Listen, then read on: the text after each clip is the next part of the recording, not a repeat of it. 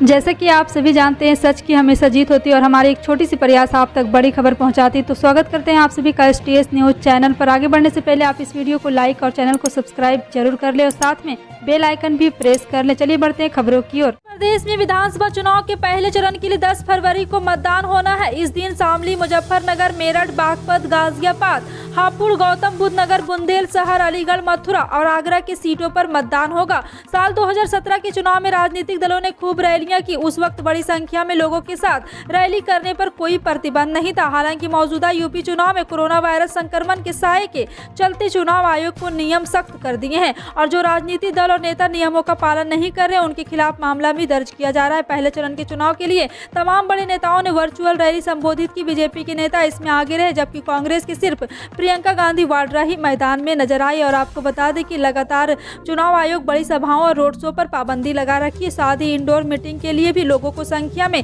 सीमित कर दिया है। बीते दिनों नोएडा और दादरी में सपा नेता अखिलेश यादव, रालोद नेता जयंत चौधरी समेत कई लोगों के खिलाफ कोविड नियमों का उल्लंघन और निर्वाचन आयोग के नियम का पालन न करने के लिए उनके खिलाफ मामला भी दर्ज किया गया है। हिजाब विवाद के चलते कर्नाटक में सभी स्कूल कॉलेज 3 दिन बंद रहेंगे। राज्य के सीएम बसवराज बोम्मई ने ट्वीट करके यह जानकारी दी। सीएम ने ट्वीट किया है कि शांति और सद्भाव बहाल बनाए रखने के लिए उन्होंने सभी हाई स्कूलों और कॉलेजों को बंद रखने का आदेश दिया। हिजाब पर प्रतिबंध को लेकर सवाल उठाते हुए उडुपी के एक सरकारी कॉलेज की 5 महिलाओं ने कर्नाटक हाईकोर्ट में याचिका दाखिल की गई है। हाईकोर्ट ने इस मुद्दे पर सुनवाई की है। यह सुनवाई बुधवार को भी जारी रहेगी। कोर्ट ने स्टूडेंट और लोगों में शांति बनाए रखने की अपील की है। जस्टिस कृष्णा श्रीपाद ने कहा है कि इस अदालत को जनता की बुद्धिमत्ता पर पूरा भरोसा है और इसे उम्मीद है कि इसका ध्यान रखा जाएगा। राजधानी दिल्ली समेत उत्तर भारत के कई इलाकों में मौसम एक बार फिर बदलने वाला है। भारतीय मौसम विज्ञान विभाग के अनुसार एक प्रेरित चक्रवाती हवाओं का क्षेत्र पश्चिमी राजस्थान और आसपास के क्षेत्र पर बना हुआ है, जिसके चलते बारिश की संभावना है। मौसम विभाग के मुताबिक मंगलवार शाम दक्षिण दिल्ली के कुछ हिस्सों में हल्की से माध्यम बारिश की संभावना है। दिल्ली के सीमापुरी, कश्मीरी गेट, शहादरा, पटेल नगर, लाल किला, राजीव चौक, ITO, पश्चिम बिहार, लोधी रोड, पीतमपुरा और पंजाबी बाग में गरज और बौछारें देखने को मिल सकती है। उत्तर प्रदेश विधानसभा चुनाव के पहले चरण के प्रचार का मंगलवार को आखिरी दिन है। अब मतदान की तैयारी भी है। 10 फरवरी को पश्चिमी यूपी में मतदान की शुरुआत हो रही है, लिहाजा सभी दलों ने अपनी ताकत लगा रखी है। सपा के साथ गठबंधन में चुनाव लड़ रहे राष्ट्रीय लोकदल के राष्ट्रीय अध्यक्ष जयंत चौधरी की पत्नी चारू चौधरी भी प्रचार मोड में नजर आई। प्रचार के आखिरी दिन वो जनता के बीच वोट की अपील करती दिखी। मंगलवार को चारू चौधरी गाजियाबाद के मोदनी नगर में चुनाव प्रचार करती दिखी। यहाँ उन्होंने RLD प्रत्याशी सुदेश शर्मा के लिए वोट की अपील की। इस दौरान चारू चौधरी ने कहा है कि मैं परिवार संभाल रही हूँ, जयंत जी पार्टी संभाल रहे हैं, मुझे उम्मीद है आप उनकी विरासत संभालेंगे। उत्तर प्रदेश विधानसभा चुनाव 2022 के लिए भारतीय जनता पार्टी के घोषणा पत्र जारी हो गया है। लोक कल्याण संकल्प पत्र 2022 नाम से जारी इस घोषणा पत्र में बीजेपी ने समुदाय के अलग अलग वर्गों को कई चीजें मुफ्त देने के वादे किए हैं। इसमें किसानों को मुफ्त बिजली, छात्राओं को मुफ्त स्कूटी, सिलेंडर की बात की गई है। बता दें कि बीजेपी से पहले आम आदमी पार्टी ने भी यूपी में दिल्ली की तरह फ्री बिजली देने का वादा किया हुआ है।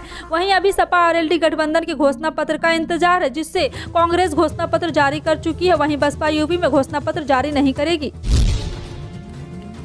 अखिलेश यादव ने मंगलवार को समाजवादी पार्टी का चुनावी घोषणा पत्र जारी किया। समाजवादी वचन पत्र नाम से जारी इस संकल्प पत्र की टैगलाइन सत्य वचन अटूट वादा रखा गया है। इसके मुताबिक यूपी में सपा सरकार बनने पर किसानों का कर्ज माफ करने के लिए कानून बनाया जाएगा।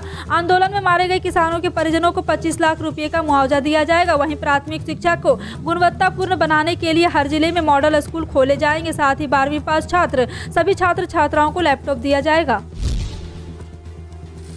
उत्तर प्रदेश विधानसभा की 58 सीटों के लिए चुनाव प्रचार मंगलवार शाम 6 बजे थम गया है। पहले चरण के तहत पश्चिमी उत्तर प्रदेश के 11 जिलों की 58 सीटों पर गुरुवार 10 फरवरी को वोट डाले जाएंगे। कोरोना की तीसरी लहर के चलते चुनाव आयोग द्वारा लगाई बंदिशों के चलते प्रचार कार्य काफी प्रभावित हो रहा है। आबादी के लिहाज से देश के सबसे बड़े राज्य में 7 चरणों में वोटिंग होगी। पहले चरण में स्थानों पर चुनाव होने हैं, उसमें शामली की 3, मुजफ्फरनगर की 6, बागपत की 3, गाजियाबाद की 5, हापुड़ की 3, गौतम बुद्ध नगर की 3, बुलंदशहर, मेरठ और अलीगढ़ के साथ साथ मथुरा की 5 और आगरा की 9 सीटें शामिल है। मतदान का समय सुबह 7 बजे से शाम 6 बजे तक निर्धारित है और सुरक्षा के कड़े इंतजाम किए गए हैं। कोरोना के खतरे के चलते वोटिंग के दौरान कोविड प्रोटोकॉल के पालन पर भी खास ध्यान दिया जाएगा। यूपी चुनाव में समाजवादी पार्टी प्रमुख अखिलेश यादव के समर्थन में लखनऊ पहुंची पश्चिम बंगाल की मुख्यमंत्री ममता बनर्जी ने मंगलवार को बीजेपी पर तीखा हमला बोलते हुए एक बार फिर दोहराया कि यूपी में खेला होवे। उन्होंने कहा है कि हमने बीजेपी को बंगाल से बाहर कर दिया, अब हम इसे यूपी से भी बाहर कर देंगे। ममता बनर्जी ने कहा है कि बीजेपी पहले हाथरस उन्नाव में जो कुछ हुआ और कोविड-19 से हुई मौतों के लिए माफी मांगे। उन्होंने कहा कि हम गंगा नदी की पूजा करते हैं, लेकिन जब 100 नदी में बह रहे हैं तो योगी जी कहाँ थे? आप पश्चिम बंगाल में मुझे हराने आए थे, लेकिन लोगों की परवाह नहीं की। क्या आपके पास दाह संस्कार के लिए लकड़ी नहीं थे? पहले माफी मांगी फिर वोट देंगे। संसद के बजट सत्र के दौरान राष्ट्रपति के अभिभाषण पर धन्यवाद प्रस्ताव पर जवाब के दौरान पीएम नरेंद्र मोदी ने कांग्रेस पार्टी पर जमकर निशाना साधा। लोकसभा में सोमवार और राज्यसभा में मंगलवार के अपने संबोधन के दौरान कांग्रेस पार्टी के पीएम ने आड़े हाथ लिया है। पीएम का यह संबोधन कांग्रेस नेताओं को जरा भी रास नहीं आया। कांग्रेस सांसद गौरव गोगोई ने कहा है कि पीएम ने महंगाई, बेरोजगारी, चीनी घुसपैठ जैसे मुद्दों से किनारा किया और देश से ज्यादा कांग्रेस पर निशाना साधने में ही समय गंवाया। उन्होंने कहा कि राहुल जी के भाषण से प्रधानमंत्री इतने आघात में दिखे कि उन्होंने देश से ज्यादा कांग्रेस की बात की। उन्होंने बैंक के लहजे में कहा, सहंसा ने महंगाई, बेरोजगारी, चीन और किसानों मजदूरों की बात नहीं की है। ऐसा लगा कि हम संसद में नहीं बल्कि बीजेपी ट्रेनिंग कैंप में हैं। हरियाणा में मनोहर लाल खट्टर की सरकार ने गैर कानूनी धर्मांतरण रोकथाम विधेयक 2022 के मसौदे को मंजूरी दे दी है। इसे अब विधेयक के तौर पर विधानसभा के पक्ष में पेश किया जाएगा। हरियाणा के मुख्यमंत्री मनोहर लाल की अध्यक्षता में मंगलवार को यहां हुई मंत्रिमंडल की बैठक में हरियाणा गैर कानूनी धर्मांतरण रोकथाम विधेयक 2022 के मसौदे की स्वीकृति प्रदान की गई। इस विधेयक को अब विधानसभा के समक्ष पेश किया जाएगा। इसलिए इस विधेयक में धर्म परिवर्तन पर रोक लगाने का प्रस्ताव है, जो गलत बयानी, बल, अनुचित प्रभाव, जबरदस्ती, प्रलोभन या किसी कठपुर्ण तरीके से या शादी के लिए प्रभावित करता है, इसे अपराध बनाता है। इसलिए मसौदा विधेयक को मंजूरी दी गई है। बिहार में फिलहाल एनडीए की सरकार है, लेकिन यह सरकार अब तक और कब तक रहना है यह मुश्किल है। ऐसा इसलिए कि सरकार में शामिल पार्टी एक दूसरे पर हमला बोलने में बाज नहीं आ रही। यह कहना गलत नहीं होगा कि बिहार एनडीए इन दिनों उथल पुथल मचा हुआ है। बीजेपी, जेडीयू, हम और वीआईपी सब एक दूसरे पर निशाना साध रहे हैं। बीजेपी और जेडीयू में तो बयानबाजी थमने का नाम नहीं ले रहा है। इसी बीच हम पार्टी के अध्यक्ष जीतनराम मांझी के एक ट्वीट ने बिहार की सियासी पारा चढ़ा दिया। दरअसल मांझी ने मंगलवार को एक ट्वीट किया और उसमें लिखा है कि राज्य के विकास के नाम पर तो अलगाववादियों के साथ भी 50-50 की सरकारें बनी हैं। वैसे मेरा मानना है कि बिहार के विकास, दलित, पिछड़े, अल्पसंख्यक, गरीब गुरबों की मान सम्मान के लिए अगर हमें किसी से भी हाथ मिलाना हो तो हमें तैयार रहना चाहिए, और वो कोई भी हो। उनके इस ट्वीट के बाद राजनीति में जाकर जानकार के मायने निकालने में लग गए हैं। इसे हाल ही में उस प्रकरण से भी जोड़कर देखा जा रहा है जिसमें बीजेपी सांसद छेदी पासवान ने सीएम नीतीश कुमार पर निशाना साधते हुए कहा है कि नीतीश कुमार मुख्यमंत्री बनने के लिए दाऊद इब्राहिम से भी हाथ मिला सकते हैं। असम के मुख्यमंत्री हेमंत बिस्वा शर्मा ने कहा कि 15 फरवरी से असम में कोई भी कर्फ्यू जारी नहीं रहेगा। मैं उन सभी छात्रों से अपील करता हूं कि जो कक्षा 10वीं और कक्षा 12वीं की परीक्षाओं में शामिल हो रहे हैं वे पहले कोरोना वैक्सीन की डोज लगवा लें। अरुणाचल प्रदेश में पिछले 24 घंटे में कोविड-19 के 58 नए मामले सामने आने के बाद राज्य में कोरोना वायरस के कुल संक्रमितों की संख्या 63,479 हो गई। वही इस अवधि में 259 लोग संक्रमण से उभरे। राज्य के निगरानी अधिकारी लोपसोंग जाम्पा ने बताया कि राज्य में अभी तक 61,589 लोग संक्रमण से मुक्त हो चुके हैं। इस पूर्वोत्तर राज्य में संक्रमण से अभी तक 291 लोगों की मौत हुई है।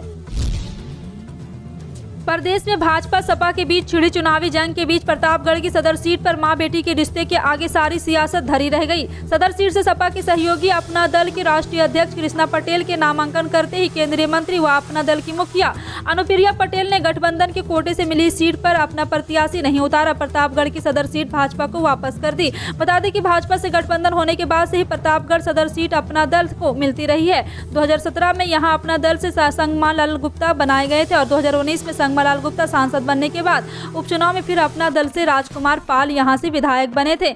उधर समाजवादी पार्टी ने अनुप्रिया पटेल को मां कृष्णा पटेल की पार्टी अपना दल का गठबंधन हो गया। इसके बाद से ही यहां चर्चा होने लगी थी कि प्रतापगढ़ सदर से सपा अपना दल गठबंधन से अनुप्रिया की बहन पल्लवी पटेल उतार सकती हैं।